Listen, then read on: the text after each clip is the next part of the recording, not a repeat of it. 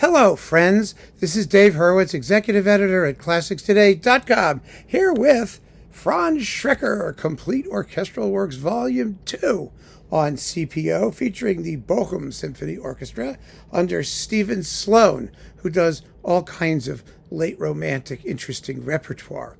You may have remembered some of his Joseph Marx and other goodies. Well, Volume 1 of this series was pretty terrific, but this one's even better.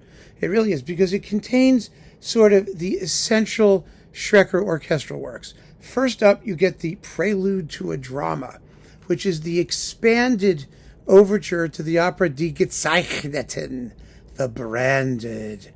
Whoa, baby! Oh, it's just gorgeous and somewhat tacky, but an amazing, amazing piece full of gorgeous orchestration with a wonderful plot about an artist with a heart condition who's painting an ugly guy because she loves his soul.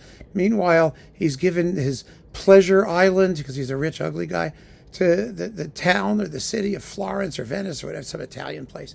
And they're running around kidnapping girls and ravishing them in their pleasure island, and he doesn't know this, and they grab Carlotta, the artist who's painting him, and they ravish her, and she can't have sex because she has a weak heart, and if she does, she's going to die. And so he ravishes her, the bad guy, and she likes it, of course. And so she no longer can see the beauty of his soul. She only sees that he's an ugly little man, and he gets very upset, and he goes insane, and she drops dead. And what's not to love?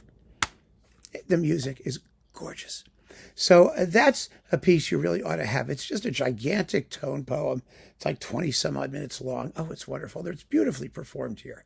It really is. There are so many small details of color and timbre in Schreker's music. He was a chord guy par excellence. He was not a line guy. It was all about vertical sonority with harps and celesta and all kinds of yumminess. And oh my God, it's gorgeous. And then we've got the 4 little pieces for large orchestra. It's only 10 minutes long. 4 little pieces that he originally wrote, possibly for radio. And they are delightful. They are just so charming and full of, they have emotional qualities, timid and violent. And the last one is this magical piece. It goes da da da da da da da da da da da.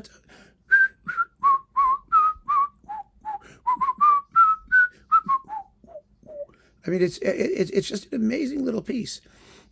Full of gorgeous orchestration with a luscious tune in the middle.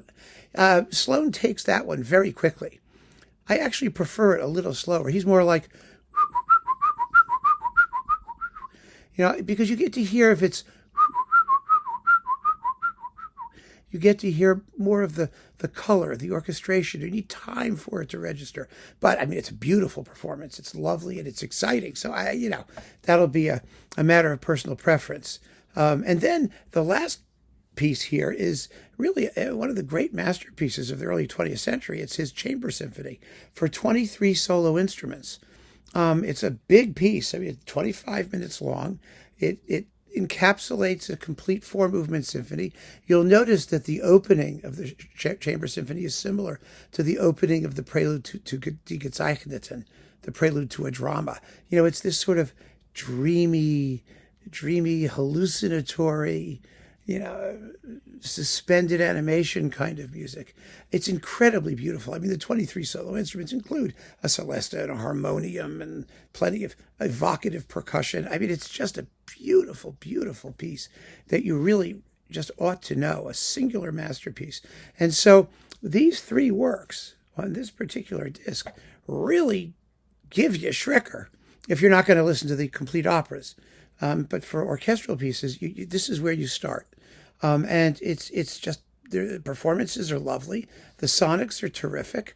The orchestra is very good. It's not the last word in virtuosity. I think the horns could be a little bit more prominent in the mix, particularly in the Prelude to a Drama, where they get the main tune, da da da da da ba ba da da dum ba bum. You want to hear a little more of them there, but it's okay.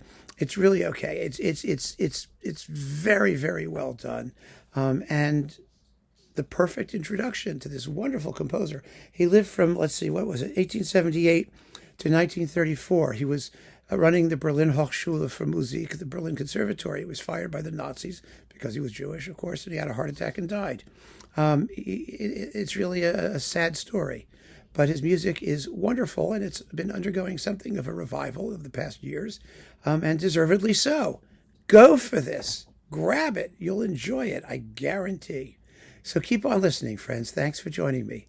Take care.